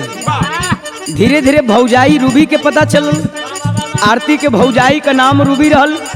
ओके जब पता चलल बा, अब धीरे धीरे आग बरसे लगल दिल में। एक दिन माई बाबू बुलौलन, माई बाबू बुलौलन और बुला के कहलन आरती से, का कहलन,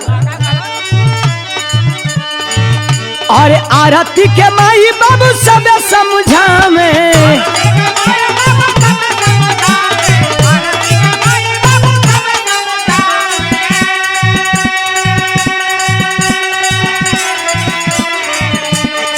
ए भैया, आरती के माई बाबू यानी धीरेन्द्र यादव कहलन की बिटिया रे तू जहाँ कदम रखा तारी गलत रखा तारी। तोरा ई कदम भलौला से हमार मान सम्मान चल जाई। हम तोर बियाह करब बढ़िया से धूमधाम से। अरे इज्जत बचावा बेटी है बतलावे।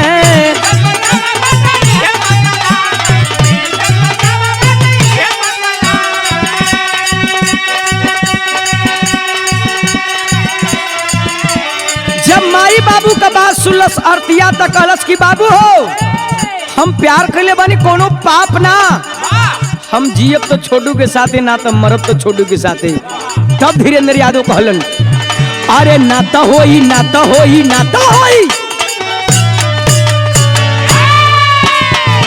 अरे ना तो होई जिंदगी बेकार प्यार परवान चढ़े लागल। ना तो होई जिंदगी बेकार प्यार।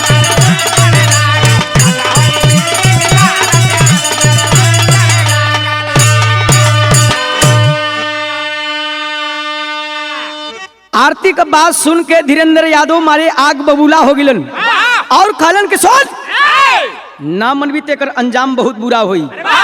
आरती कलश की जो अंजाम होगा हम देखेंगे, लेकिन हम छोटू के बगैर ना जी पाई। समय बीतल हो बाबू। 5 जुलाई सन 2022 का दिन आल। 5 जुलाई सन 2022 का दिन जब आल हो पंचों, वो दिन छोटू और आरती के लिए काल बनकर के आ गया। तब बिरहा में एक लाइन तरज लगा था मास्टर साहब, कैसे,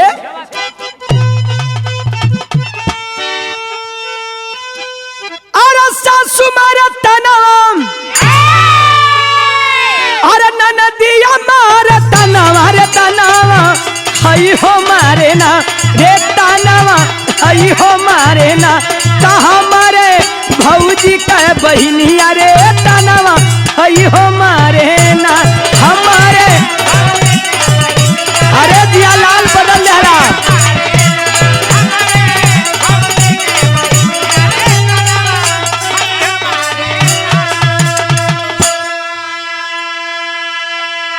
ई तो तरज बा वीर रस का तरज बा, लेकिन बारे जाए तो को माने के पड़ी भाई। बिरहा में कवि जी भाव लिखलन 2 साल बीतल 5 जुलाई के दिन आखिर भइल का और धीरे धीरे बीतल जब और धीरे धीरे बीतल 2 साल के जब दिन हमारे इज्जत माटी कैले ना ताई इज्जत माटी कैले ना सोचे आरती के बीरन हमारे इज्जत माटी कैले ना सोचे आरती के बीरन हमारे इज्जत।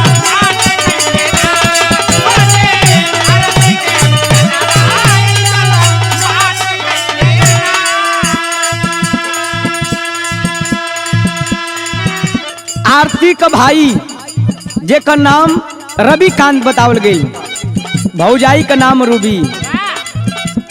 एक दिन योजना बनावता का बनौलत भैया सोचल धीरेन्द्र बहरी भइल जगह साई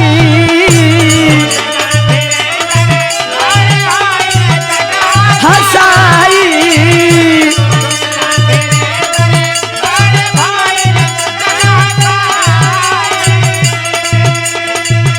गोदिया का बेटी दिहल से न किया कटाई दिहल से न किया कटाई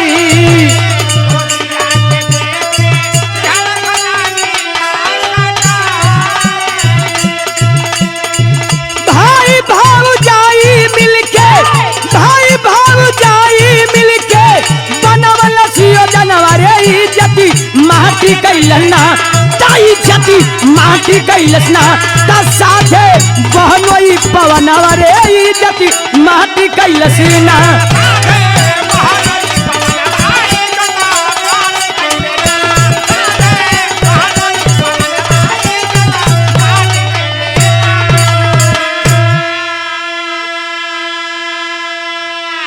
अरे बाबू आखिरकार जब आरती के भाई रविकांत बाम एक दिन अपने दुल्हन रूबी से कलश की सुन रहे छोटुआ के बुलाओ आओ कर आज कुल प्यार का भूत उतार दिया जाओ।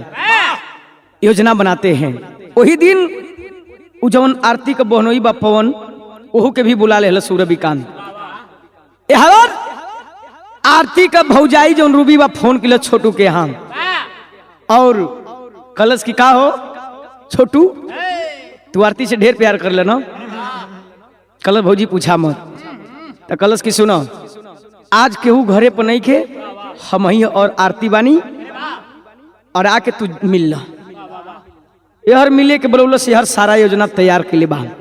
तो लिखते हैं कवि जी रूबी भाभी कहन लागी अरे रूबी भाभी कहन लागी यह मंजर है बर्बादी का छोटू से बोली अब आओ तुम बात करेंगे शादी का। आओ तू आरती से मिल लो तुम्हार शादी का भी बात हम चला दे धीरे धीरे।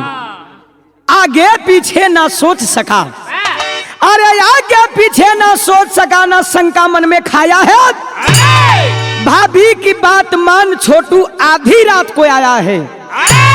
आज जब आधी रात का आई तो भाई काम पकड़ लिए भूखे भेड़िया अरे पकड़ लिए भूखे भेड़िया पहले से सब तैयार हुए बंद किए कोठरी के अंदर लगे पीटने खूंखार हुए। है बाबूजी छोटू जब आइल बा आधी रात के उसमें घड़ी 2 बजावत बा जो आरती थी 2 बजे रात के टॉयलेट के लिए निकली तब तक छोटू को देखती है तो कलश कह रहे तू कहाँ यहाँ काहे अइला आ तब तक भौजैया पहुंच न गई रूबी जम रहल कल चिंता मत करा, हम बोलौले ही, आज हम बोलौले ही। इतना सुलस आरती हो बाबू कलश कि तू चल जा यहाँ से, तू चल जा, तोरा खातिर ठीक नहीं खे यहाँ आई। लेकिन बाबूजी छोटू कहा कि भाभी बुलाई है हमारी शादी की बात करने के लिए, आरती मैं तुमसे दूर नहीं रह पा रहा हूं। अब धीरे धीरे पाप जो है सर पे सवार होता है, तब तक सारे लोग पकड़ लेते हैं और पकड़ करके छोटू को एक कोठरी में बंद कर दी और बंद करके लगा मारने बाबूजी।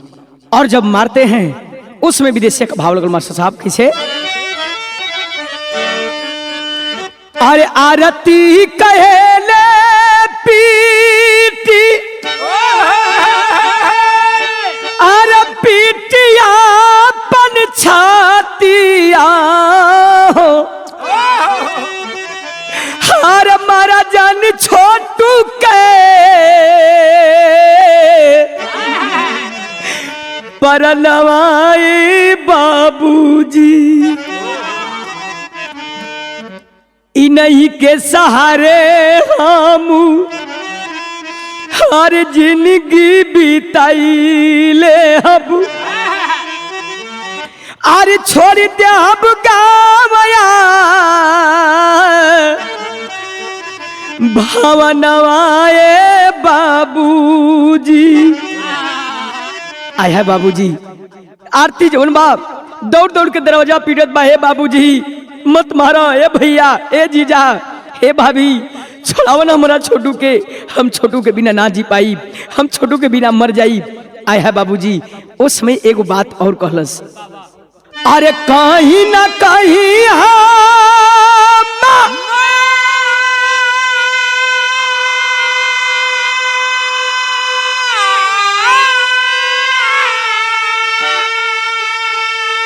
सदिया जरूरे करब, अरे नहीं के माना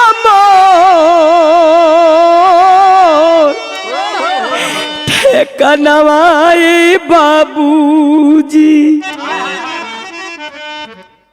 अरे सजे से पहले मोर उजाला जी न बगिया हो, नाता जिंदगी होई मोर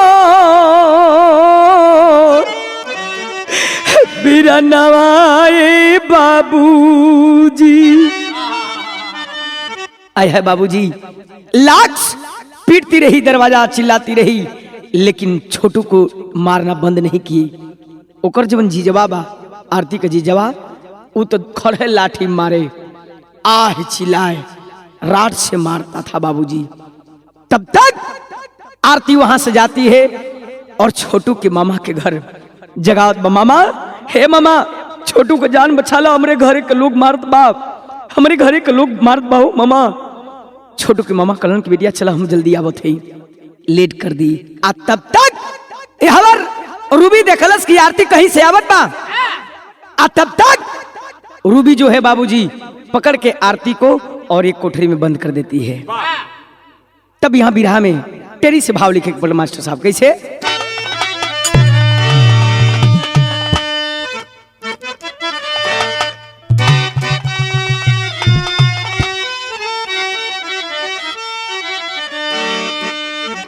अरे फूलों की रानिया धांगो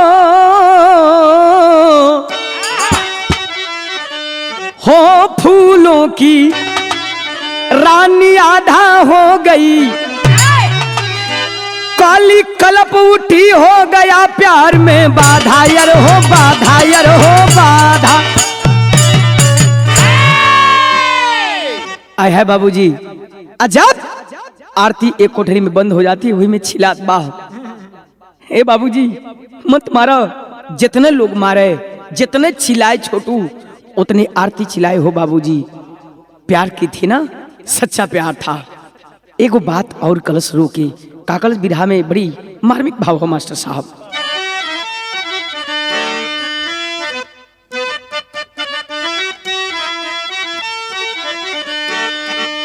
आरतिया कलश की हमारे जन्मा के, हमारे जन्मा के हर मारा न जानवा माना कहनवा मोर हमरे जनमा के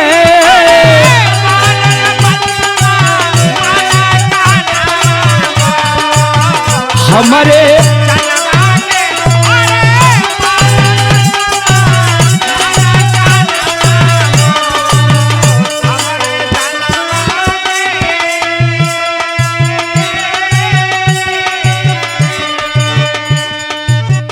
जिया बाजी नगीन के सहारे जिया बाजी नगीन के सहारे ये बड़े सजनवा मोरी की हमरे जनवा के कि हमरे जनवा के हर मारा ना जनवा मान कहनवा मोर हमरे जनवा के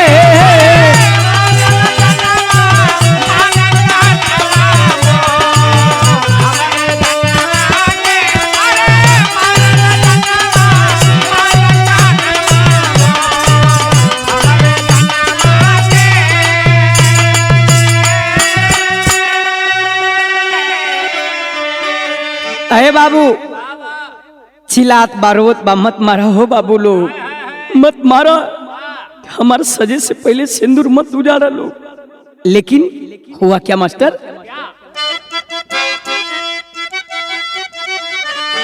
अरे रहम किए ना बहम चढ़ा था सगरी नीची कसाई लाठी रात से मारे पवनम अरे दिया करंट छुआई कि हमरे जनवा के कि हमरे जनवा के कल पे माया नवा पर से नया नवा लोरी हमरे जनवा के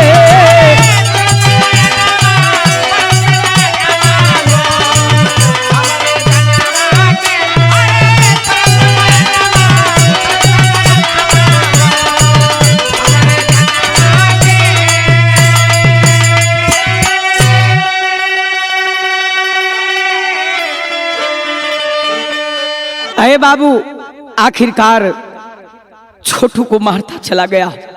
उजौन पवनवा बा कबो लाठी कबो रार से मारे चिल्लात बाई हर आरती ये बाबूजी जुग छोड़ डालो हमरे यार के मत मारा हम इनके बगैर ना जी पाई।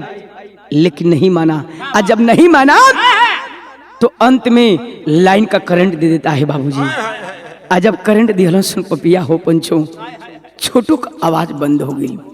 और जब छोटू का आवाज बंद हो गई आरती की आवाज जब ना मिलल तो समझ गई कि हमरे होके वाला सुहाग के लोग मार दियलस। अब हमार छोटू ये दुनिया में नहीं खन कम के करे सहारे जी। अब किसी तरह से मोबाइल पाती है और मोबाइल जब पहुलस तब फोन लगौलस। बिरहा में फपट का भाव लगल मार साहब। अरे करे आरती ए बाबू करे आरती फोनवा पैरू दानवा पापा आवा हो। अरे करे आरती फोनवा पैरू दानवा पापा आवा हो। अब बची न तोहरे छोटू के परनवा पापा आवा हो।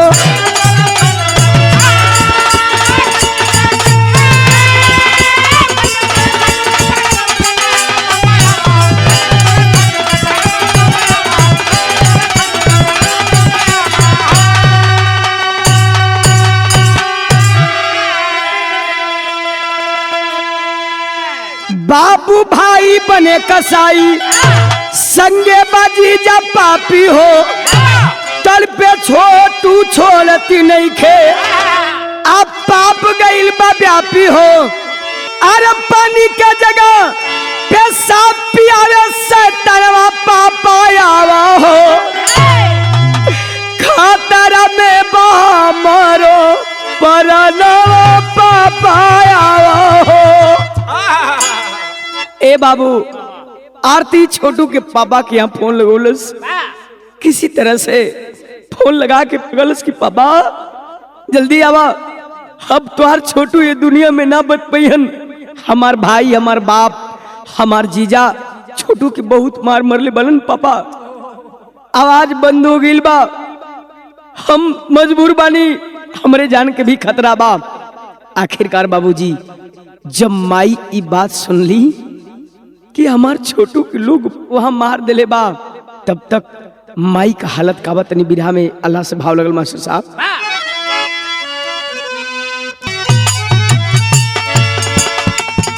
यादो धीरेंद्र बैठल रहले दुआ कोहरा मच गई।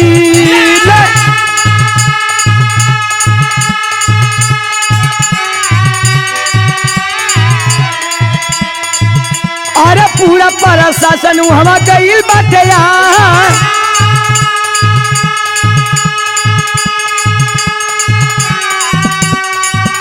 अरे आरती से सहाय नहीं मिटऊ के जुदाई।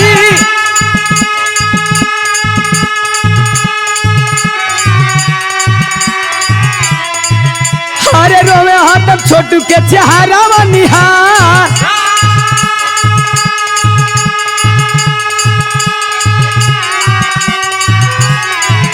अरे आइल प्रशासन पकड़ले मुदैया।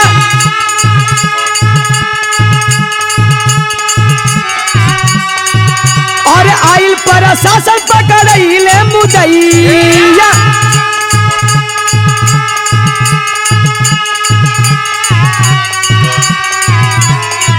अरे भैले गिरफ्तार धीरेंद्र जहिबा।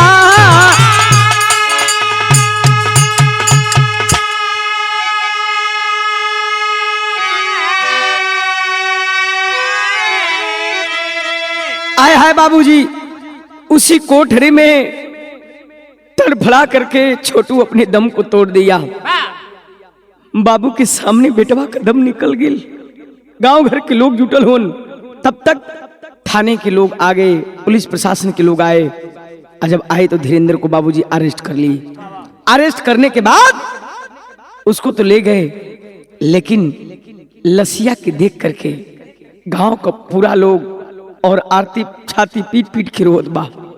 आए है बाबूजी, लाश पोस्टमार्टम हो करके जब वापस आइल बा, लाश देख करके छोटू यादव का बाबू रोत हो बिलखतून। आरती रोत बा। उसमें जब कंधा पर अपने बेटवा का लाश ले तो एक लाइन भाव लगत मास्टर साहब। कन्हैया पर लसिया ले हुन बाबूजी। जब लेके चलन हो भैया, आरती का चेहरा देख के और अपने बेटा के कंधा पर ले हुन, उसमें का भाव लगल। एगो बाप खातिर इस सबसे बड़ी दर्द का बात बा। जौन बाप के कान्ही पर अपने जवान बेटवा का लाश होके, वो बाप कैसी थी, उसमें का हुई। यही के कवि जी लिखले हुन, कहलन अपने बेटा के लाश से का कहलन। अरे कबले ढोवई बावो सुगनवा। अरे कबले ढोवई बावो सुगनवा कन्हैया पे लसिया बहुत सुगनवा।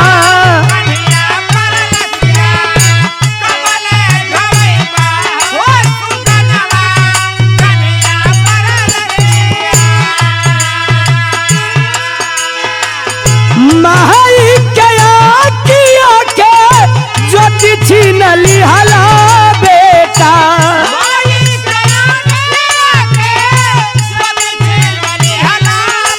बेटा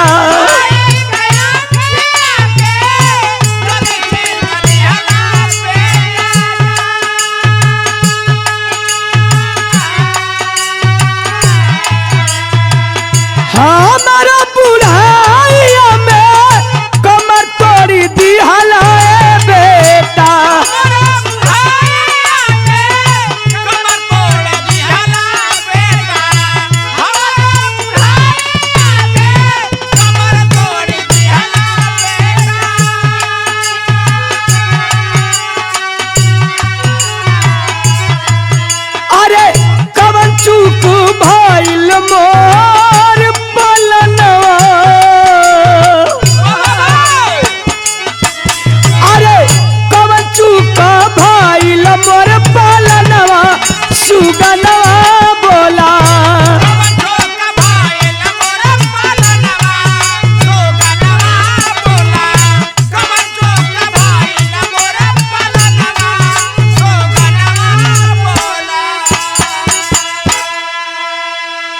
बिरहा सुनने वाले बाबूजी, जितने लोग वहां जुटे थे सबकी आंखों से अश्क की धारा बह पड़ी।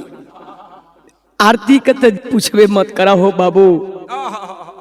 लाश के साथ साथ आरती श्मशान घाट पर गई और श्मशान घाट पर जाने के बाद हुआ क्या मास्टर साहब, जब चिता में आग लगाने लगी, बिन बियाही विधवा बन गई।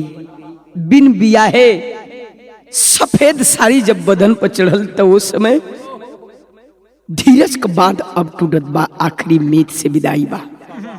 उस समय खड़ी का भाव लगल मार साहब। हुआ क्या,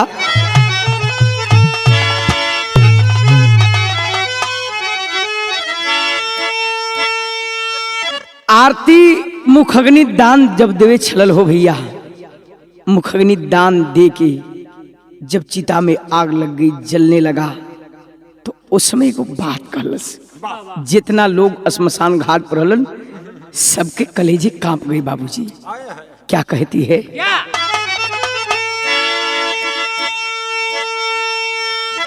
अरे कही के गैला जवन,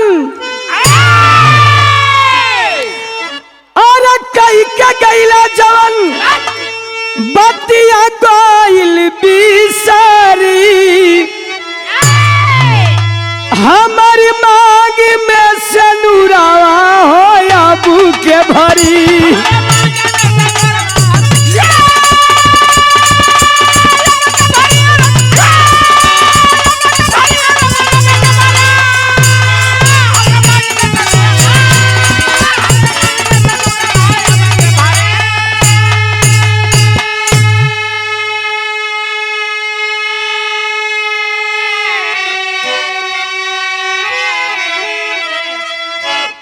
कहलस की जीवन भर निभावे का साथ कसम खैले रला।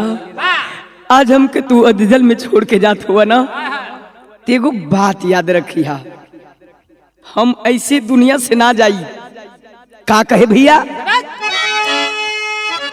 हर अखिया से बहेला करे जवा कह पी रहो, अब धावा कहाई की कुंवारता कदीर हो।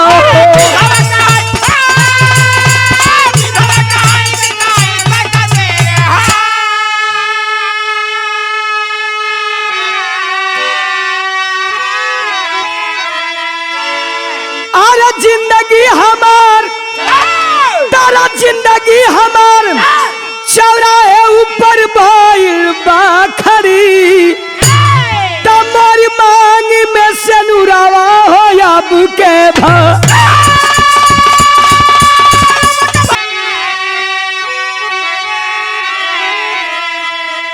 देखते देखते छोटू की चिता बाबूजी धाए धाए करके जल करके राख हो गई।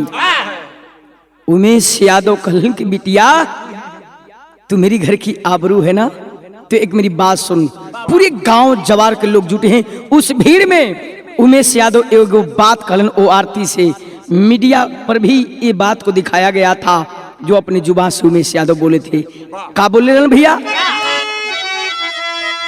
हरे कहे उमेश यादव, अरे आंसू भरना या नवा, अरे आरती में देखब अपने छोटू का बदाना।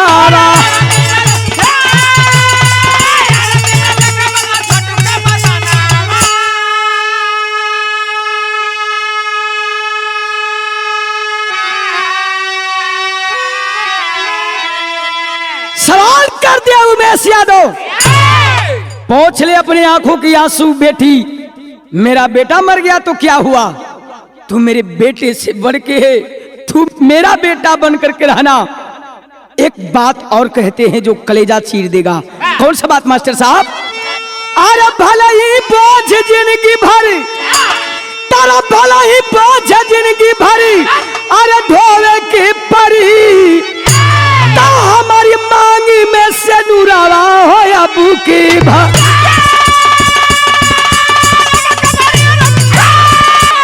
ये चर्चा फैल गई। आज जब फैल गई बाबूजी, जब मीडिया वालों ने सवाल किया कि आपको इंसाफ, कैसा इंसाफ चाहिए, रोज डेली इंसाफ मांगती थी आरती कि मुझे इंसाफ चाहिए। तो मीडिया वालों ने सवाल किया कि आपको इंसाफ कैसा चाहिए? तो उस समय आरती कलश छाती पे ठोक करके एक बात कहती है, क्या? अरे कहेले आरती, अरे कहेले आरती, फांसी भैया के होई। अरे तब रूपी बाबूजी जाल खानवा में रोई।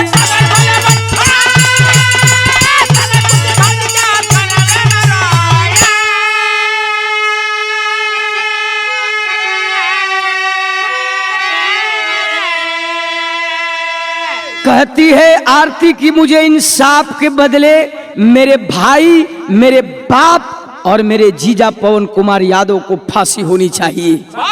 जैसे मैं बिन बियाही कलप रही हूं और आजीवन जब तक फांसी नहीं होगी तब तक अपने प्रीतम, अपने प्यार का चेहरा अपने सीने में लेकर के कुंवारे जिंदगी बिताऊंगी। बारे वो आरती और बारे प्यार। लोग ताली बजाने लगे, पूरे देश उस लड़की के हौसले को सलाम करता है। लेकिन एगो बतिया और कलश हो भैया, आखिरी में कवि जी के कलम रो पड़ी। कौन सी बात?